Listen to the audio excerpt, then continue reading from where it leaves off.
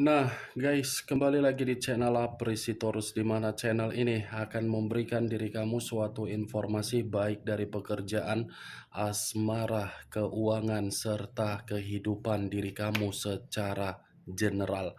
Sebelum saya memberikan suatu informasi dari berbagai aspek yang barusan saya katakan tadi, saya juga mengingatkan kepada teman-teman, informasi yang saya berikan terhadap diri kamu bukan suatu acuan untuk kamu ambil dan untuk kamu terima.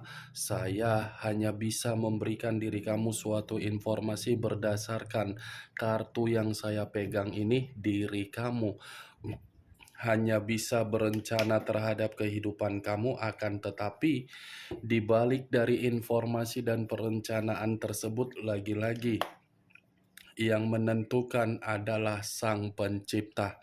Sebelum saya mengambil satu persatu kartu yang saya pegang ini secara acak, saya juga mengingatkan kepada teman-teman apabila ketemu dengan channel saya agar menekan tombol subscribe-nya dan menyalakan loncengnya supaya next video saya lebih semangat untuk memberikan suatu informasi baik terhadap kondisi energi kamu, manusia yang selama ini kamu prioritaskan, serta pihak ketiganya. Oke Wak Geng, sama seperti biasanya, saya tidak memiliki judul atau topik yang akan saya angkat atau yang akan saya bahas, tetapi saya akan mencoba untuk memberikan diri kamu suatu informasi dari kartu yang akan saya ambil nanti secara acak. Apakah bersifat positif atau kebalikannya? Kita langsung saja. Saya akan mengambil beberapa kartu, di mana kartu yang akan saya ambil nanti bisa saja bersifat resonet, bisa saja tidak bersifat resonet. Semuanya saya kembalikan terhadap pola pemikiran kamu, semuanya saya kembalikan terhadap situasi energi yang kamu miliki untuk saat ini.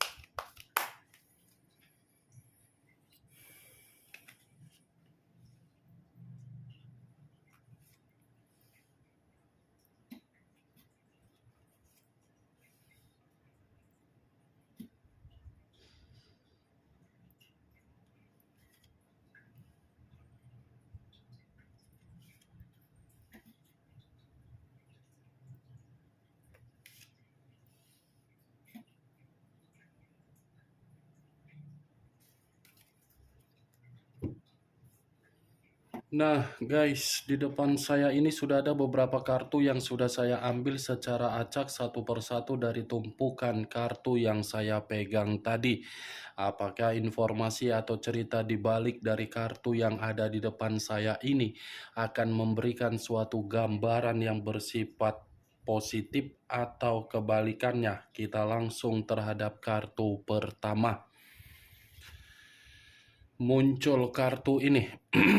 Sekali lagi saya mengatakan muncul kartu yang saya pegang ini, di mana kemunculan kartu yang saya pegang ini seperti memberikan suatu isyarat atau berbicara terhadap kondisi satu energi, yang dimana kondisi energi tersebut untuk saat ini saya melihat dan saya merasakan sepertinya ada satu bentuk pergerakan, tetapi pergerakan tersebut saya kategorikan dari situasi pemikiran yang begitu sangat mendominasi.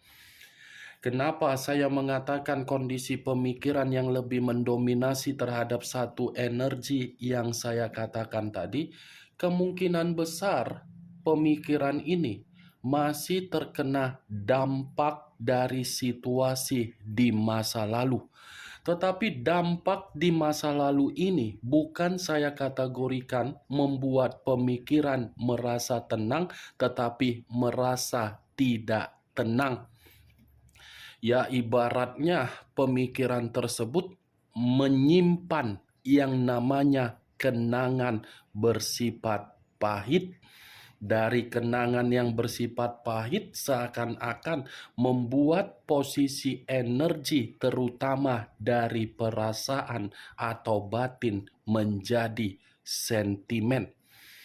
Kesentimen ini ya lagi-lagi ketika orang di masa lalu ingin memperbaiki tetapi sulit untuk dapat memperbaiki. Kalau kartu yang saya pegang ini saya arahkan terhadap posisi energi yang dimiliki oleh pihak lain atau orang lain serta mengesampingkan satu energi yang saya katakan tadi, lagi-lagi kartu ini mengatakan secara karakter. Kenapa karakter yang dibicarakan? Karena memang pihak lain tidak ada sisi kedewasaan untuk menjaga atau menjamin komitmen bisa memberikan yang namanya suatu bentuk kasih sayang, kemurnian, apalagi peluang. Apa yang barusan saya katakan tadi bisa saja mengarah terhadap posisi energi kamu, dan apa yang barusan saya katakan tadi bisa saja mengarah terhadap manusia yang selama ini kamu prioritaskan tetapi pergi meninggalkan diri kamu. Akan tetapi, sebelum saya memberikan suatu informasi terhadap kemunculan kartu yang saya pegang ini, terlebih dahulu saya akan mengarah terhadap diri kamu sebelum saya mengarah terhadap manusia tersebut. Sebelum saya mengarah terhadap manusia itu, terlebih dahulu saya akan mengarah terhadap diri kamu.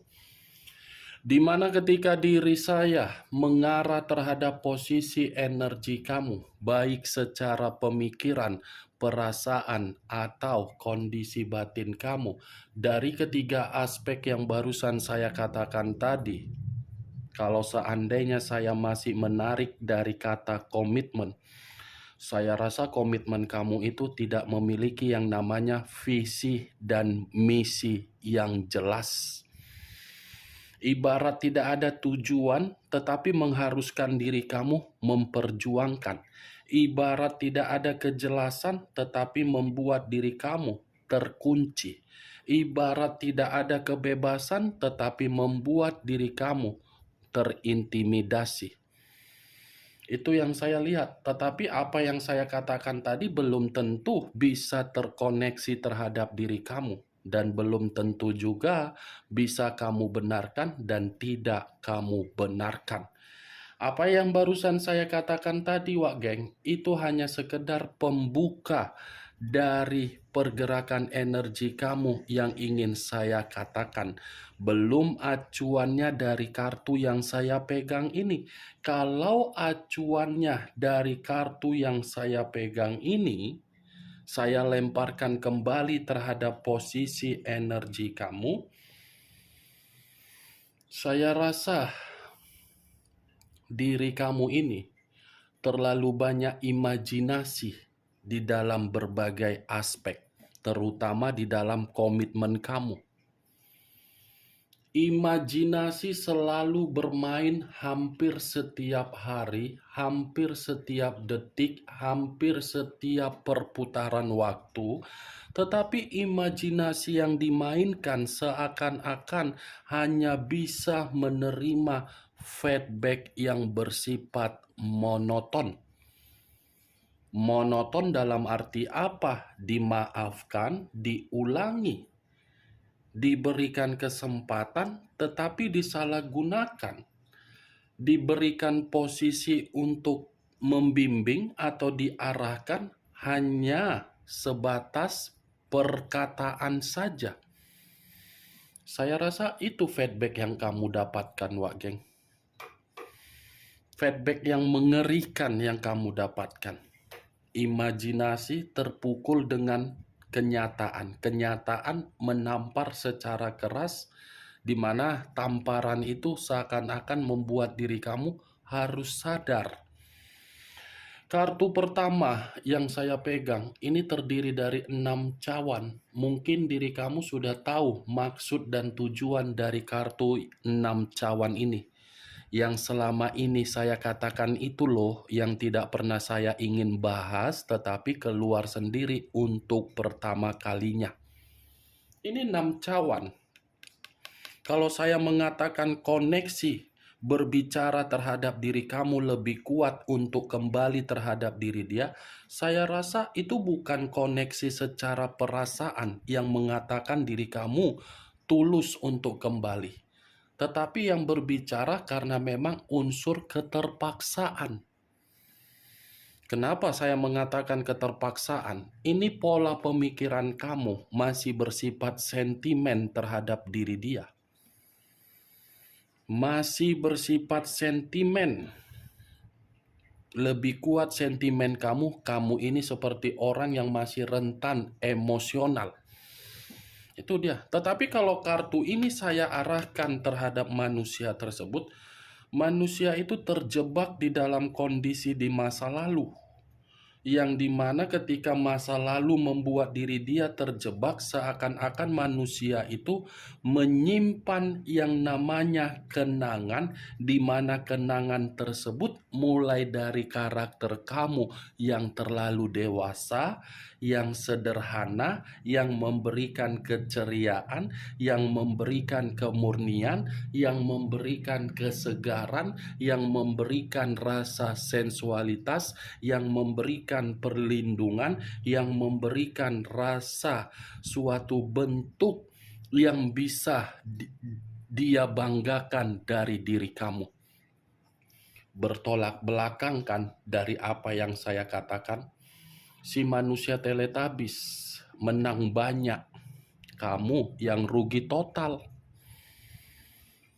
Kamu yang berjuang, tetapi kamu yang menyimpan kenangan pahit. Dia yang tidak berjuang, dia menyimpan kenangan yang bahagia.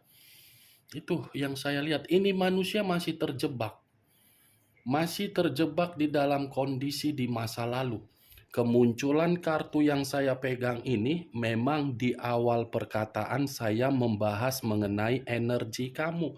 Tetapi bukan berarti saya ingin membahas energi kamu secara 100%. Yang ingin saya bahas dari energi manusia tersebut.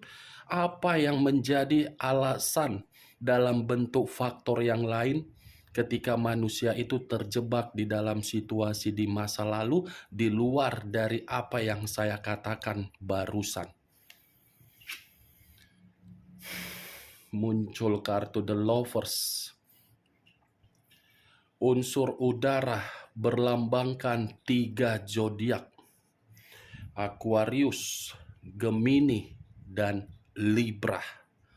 Begitu kuangkat kartu The Lovers, ingin kali rasanya ku robek-robek ini kartu. Pengen kali ku bakar ini kartu, wak geng. Ini pihak ketiga, ini kartu kau. Seakan-akan kedua kartu ini bertentangan. Pihak ketiga merasa dan mengetahui manusia itu terjebak terhadap kondisi perbandingan antara diri kamu dengan pihak ketiga. Pihak ketiga seperti mencoba memberikan perlakuan yang tidak harmonis terhadap manusia tersebut. Perlakuan yang tidak harmonis inilah yang menjadi faktor dan menjadi acuan saya ketika saya mengatakan manusia itu terjebak terhadap diri kamu. Nih, The Lovers. Ini pihak ketiga mengetahui bahwasannya manusia itu selalu mencoba untuk memberikan diri kamu suatu bentuk komunikasi, tetapi komunikasi yang dia ingin berikan terhadap diri kamu lagi-lagi dihambat. Ingat wak geng, saya berbicara mengenai pihak ketiga bukan berarti saya ingin menghakimi pihak ketiga. Ini kartu The Lovers, perselingkuhan. Itu yang menghambat manusia itu tidak kunjung datang terhadap diri kamu. Itu yang membuat manusia itu tidak pernah mengeksekusikan walaupun manusia itu ingin kembali. Kalaupun dia ingin kembali terhadap diri kamu, ya lagi-lagi kembalinya manusia itu hanya bersifat sementara waktu karena memang kawannya si Teletubbies itu masih mengendalikan dia. The lovers yang keluar. Cemana pula lah wak geng. Apalah yang ingin kukatakan wak geng. Entah kenapa kartunya keluar kartu The Lovers. Yang seakan-akan The Lovers ini iri melihat diri kamu. Sakit hati melihat diri kamu. Padahal kamu yang ditinggalkan. Bisa pula pihak ketiganya yang iri sama kau. Itulah dia. Wak geng. Muncul kartu Queen of Pentacles. Raja atau ratu yang memegang satu koin. Kalau saya mencoba untuk menarik satu koin yang saya katakan barusan, yang menjadi alasan kenapa pihak ketiga merasa iri terhadap diri kamu di luar dari manusia itu yang saya katakan tadi terjebak karena pihak ketiga ini melihat diri kamu secara penampilan elegan, secara pemikiran cerdas, secara rasa simpati kamu itu terlalu peduli. Ya wajarlah dia cemburu melihat kau, wak geng. Wajar kan pihak ketiga cemburu sama kau karena kau ibarat apa ya? Tipikal orang yang terlalu baik. Nih, dia wak geng. Pihak ketiga saja sudah sadar melihat kebaikan kamu dan iri hati dan sakit hati melihat perubahan kamu. Ini manusia kalau tidak terjebak di dalam situasi yang menghantui pemikiran dia, dia tidak akan pernah sadar. Queen, wak geng. Muncul kartu The Empress, raja di atas raja, ratu di atas ratu. Kalau saya mencoba menarik kata The Empress ini lagi-lagi mengatakan kenapa pihak ketiga merasa iri hati melihat diri kamu karena memang kecantikan kamu itu dari dalam. Ketampanan kamu itu dari dalam, bukan dari luar. Karena yang dinilai oleh manusia itu melalui pihak ketiga, kecantikan kan dari luar, bukan dari dalam. Pantaslah pihak ketiga merasa iri sama kau. Karena apa yang kau berikan bukan dari penampilan luar kau, penampilan dari dalam kau.